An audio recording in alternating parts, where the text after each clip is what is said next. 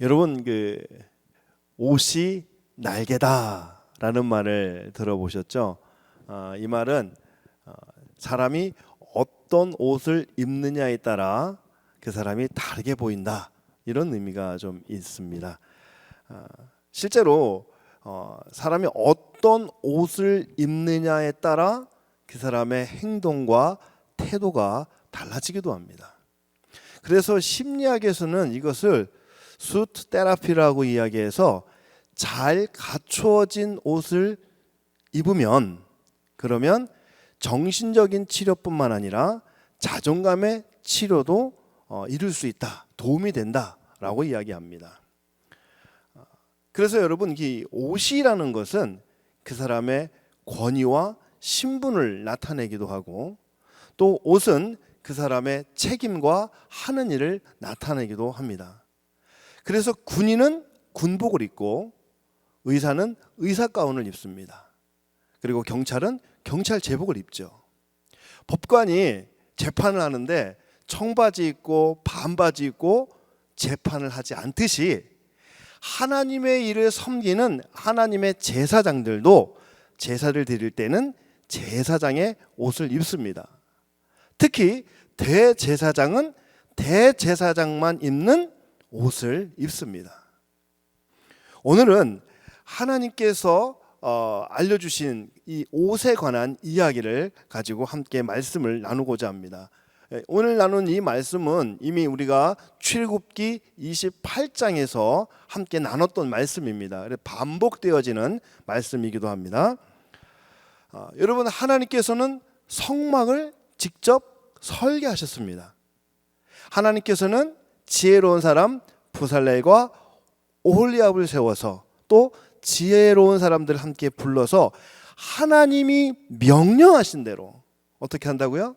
하나님이 명령하신 대로, 하나님의 지시대로 그 모든 것을 짓게 하셨습니다. 성막을 짓게 하셨고 성막의 기구들, 도구들을 만들게 하셨습니다.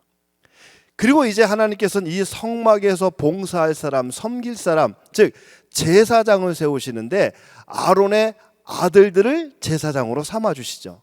그리고 아론을 초대 대제사장, 제1대 대제사장으로 삼아주셨습니다. 이제 이 제사장들, 대제사장이 입을 옷을 지으라고 하시는데 그냥 일반적인 옷이 아니라 정교하고 거룩한 옷을 지으라고 말씀하십니다. 그래서 이 제사장들은 이 정교하고 거룩한 이 제사장의 옷을 입고 하나님이 맡기신 이 거룩한 사역, 구별된 이 제사장 직분을 감당하게 됩니다. 오늘은 그 중에서도 우리가 또 특별히 대제사장의 의복에 관한 이야기를 가지고 함께 우리가 말씀을 나눠보고자 합니다. 여러분, 우리는 이미 성막을 통해서, 이 성막 속에서 역사하신 하나님, 성막을 통해서 보여주신 하나님, 아름다운 그 예수님의 모습을 성막을 통해서 우리는 이미 다 깨달았습니다. 그런데 이 성막은 또 뭐로 이어지냐면 제사장의 의복으로도 이어집니다. 그래서 제사장의 의복을 통해서도 하나님의 영광과 아름다운 예수님의 모습을 우리가 볼 수가 있습니다. 그러면 제사장들은 어떤 옷을 입었을까요? 제사장들은 먼저 반포 속옷이라는 걸 입었습니다. 이 반포 속옷은 가는 배실로 짜여졌다라고 그러는데, 이 가는 배실이 뭐냐면 그냥 쉽게 여러분이 흰색 실이구나 이렇게 이해하시면 돼요. 흰색 실로 이 반포 속옷을 만들었습니다. 그래서 이 속살을 드러내지 않기 위해서 저 아래 발목까지 길게 이 반포 속옷을 만들었습니다. 자, 이 흰색 반포 속옷은 어떤 의미를 가지고 있을까요? 이 흰색 반포 속옷은 예수님이 죄 없이 깨끗한 분이시라는 것을 의미합니다. 이 반포 속옷은 예수님은 흠없고 완전한 분이시라는 것을 의미하고 있습니다. 제사장은 이 반포 속옷을 입은 다음에 관을 쓰고 띠를 맵니다. 비교적 간단한 복장이죠. 자, 그런데 대제사장의 경우는 단조롭고 단촐한 복장이 아닌 아름답고 화려한 복장을 하게 됩니다. 왜 그럴까요? 대제사장이 이 의복을 통해서 하나님의 영광과 아름다운 예수님의 모습을 보여주기 위해서입니다. 그러면 오늘 본문에서 나오는 이 대제사장의 옷에 대해서 이제 우리가 좀 더 구체적으로 살펴보도록 하겠습니다. 대제사장은 이제 속옷을 입었죠. 제사장이 입는 속옷을 입었습니다. 그리고 그 위에 청색으로 된 겉옷을 입습니다. 우리 화면을 좀 띄워주시겠어요? 그림을 보면 좀 더 여러분이 쉽게 이해하실 것 같아요. 옆에 하얀색 그 제사장 옷은 아까 말씀드린 대로 반포 속옷을 입고 띠를 띠고 관을 썼습니다. 그리고 옆에 이제 대제사장 모습 좀 더 화려하죠. 그 속옷 위에 청색으로 된 겉옷을 입습니다. 그리고 그 겉옷 위에 에봇이라는 옷을 입습니다. 이 에봇은 보시면 소매가 없는 긴 조끼 모양으로 되어져 있습니다. 여러분, 대제사장의 의복은 성막과 같은 영적인 의미를 가지고 있습니다. 다시 말해서 성막이 예수 그리스도를 상징했다면 제사장의 의복도 예수님을 상징하고 있습니다. 그래서 이 에봇을 만드는 데 사용된 이 재료들은 성막에서 사용된 재료들과 동일합니다. 이 에봇을 만드는 데는 5가지 실이 사용되어졌는데요. 여기에는 특별한 의미가 다 담겨져 있습니다. 제가 간단하게 설명을 드리자면 금색 실로 만든 이 옷, 이 금색 실은 예수님의 이 영광과 존귀를 나타냅니다. 그리고 청색 실은 예수님의 사랑과 자비를 나타냅니다. 자색 실은 예수님의 권위와 위엄을 의미하고, 홍색 실은 예수님의 속죄와 희생을 의미하고 있습니다. 그리고 마지막으로 이제 예수님의 그 가늘게 꼰 배실, 그 흰색 실이죠. 예수님의 순결함을 의미하고 있습니다. 그래서 이 5가지 실로 에봇을 만들었는데요. 에봇은 예수님의 인격과 예수님의 영광, 예수님의 아름다움을 그대로 담아내고 있는 옷입니다. 그리고 이 에봇 위에 이제 이 가슴에다가 흉패라는 것을 달게 됩니다. 이 흉패는 이제 한 뼘, 가로 세로 한 뼘, 그러니까 한 20에서 25cm 정도 되는 규격인데요. 이것을 가슴에 이제 양쪽 내 모퉁이에다가는 고리를 달고 끈을 답니다. 그래서 이게 부착하게 되어 있는데요. 이 흉패 안에는 12개의 보석이 붙여져 있습니다. 이 12개의 보석에는 12지파의 이름이 새겨져 있습니다.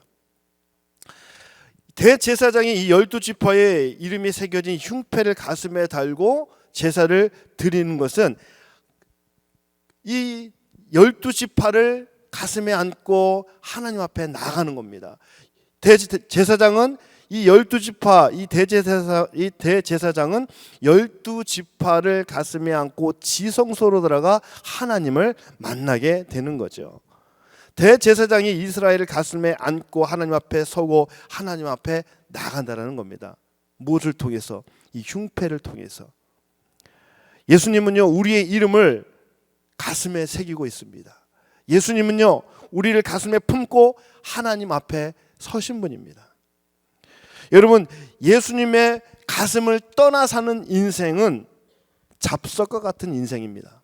그러나 예수님의 가슴에 붙어 사는 인생은 보석과 같은 인생이 되는 겁니다. 그러므로 예수님을 믿음으로 죄에서 의인된 저와 여러분은 잡석이 보석이 된 하나님의 거룩한 백성이 됨을 믿으시길 바랍니다. 여러분, 대제사장의 의복 중에서 이 12지파의 이름이 새겨진 것이 흉패 안에 있는 보석에만 있는 것이 아니라 한 군데 더 있습니다.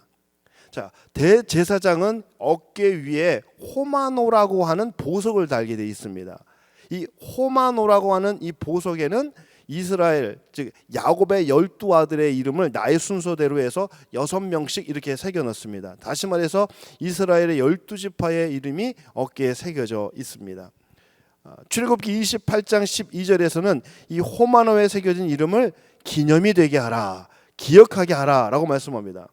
그래서 이 호마노에 대해서 기념의 보석, 기억의 돌들이라고도 부릅니다.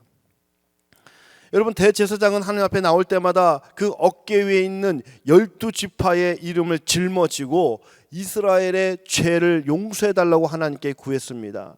대제사장은 어깨 위에 12지파의 이름을 어깨에 짊어지고 하나님 앞에 나아가 이스라엘을 중보했습니다. 여러분, 우리 예수님은요, 대제사장이 되어주셔서 우리를 어깨에 짊어지고 하나님 앞에 나갔습니다. 예수님은 대제사장이 되어주셔서 십자가에 달려 죽으심으로 우리의 죄를 대속해 주셨습니다. 히브리서 4장 14절은 이렇게 말씀합니다. 그러므로 우리에게 큰 대제사장이 있으니 승천하는 자 곧 하나님의 아들 예수시라. 우리가 믿는 도리를 굳게 잡을지어다 라고 말씀합니다.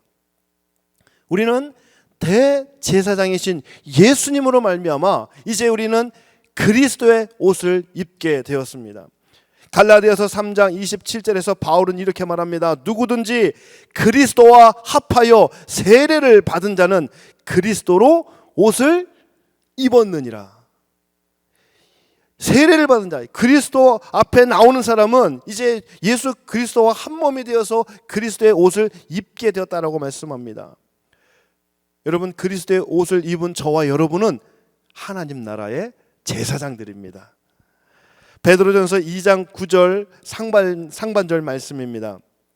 너희는 택한 족속이요 왕같은 제사장들이요. 뭐라고 말합니까? 왕같은 제사장들이요. 거룩한 나라요 그의 소유가 된 백성이니.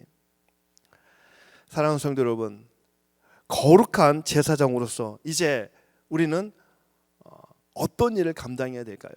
제사장들이 제사장으로서의 직무를 감당했는데, 그러면 우리는 하나님 나라의 거룩한 제사장으로서 우리 역시 어떤 일을 감당해야 될까요? 제가 두 가지만 간단히 말씀드리고 말씀을 맺고자 합니다. 첫 번째는 거룩한 제사장으로서 우리는 영적 통로가 되라는 겁니다. 영적 통로가 되라. 제사장의 가장 중요한 사역은 하나님께 제사를 드리는 일입니다.